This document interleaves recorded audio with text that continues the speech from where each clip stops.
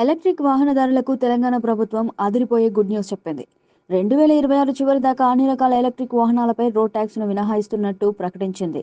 రాష్ట్రంలో కొనుగోలు చేసే అన్ని ఎలక్ట్రిక్ వాహనాలపై రిజిస్ట్రేషన్ ఫీజు 100% మినహాయింపు ఇవ్వాలని సీఎం రేవంత్ రెడ్డి సర్కార్ నిర్ణయించింది. ఈ మేరకు ప్రభుత్వం కీలకమైన విధానపరమైన నిర్ణయం తీసుకుంది. రాష్ట్రంలో కాలుష్య నియంత్రణే లక్ష్యంగా ఈ కీలక ప్రకటన చేసింది. ఈ మేరకు గతంలో ఉన్న పరిమితులను రద్దు చేసి మరో 2 ఏళ్ల వరకు ట్యాక్స్లను రద్దు చేస్తూ జీవోను కూడా జారీ చేసింది. దీంతో ఎలక్ట్రిక్ ద్విచక్ర వాహనాలు, కార్లు, టాక్సీలు, క్యాబ్లు, ఆటో రిక్షాలు, తేలికపాటి రవాణా వాహనాలు, బస్సులు కొనుగోలు చేసిన వారికి భారీ ఉపశమనం లభిస్తుంది.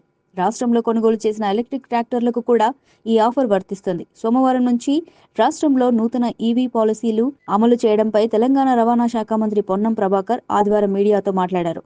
ఢిల్లీ తరహాలో హైదరాబాద్లో కాలుష్యాన్ని నివారించేందుకు ఈ విధానాన్ని తీసుకొచ్చామని చెప్పారు. సోమవారం నుంచి ఎలక్ట్రిక్ వాహనాల నూతన విధానం అమల్లోకి వస్తుందని వెల్లడించారు. అన్ని రకాల ఎలక్ట్రిక్ వాహనాలపై 100% పన్ను మినహాయింపులు ఉంటాయని వివరించారు.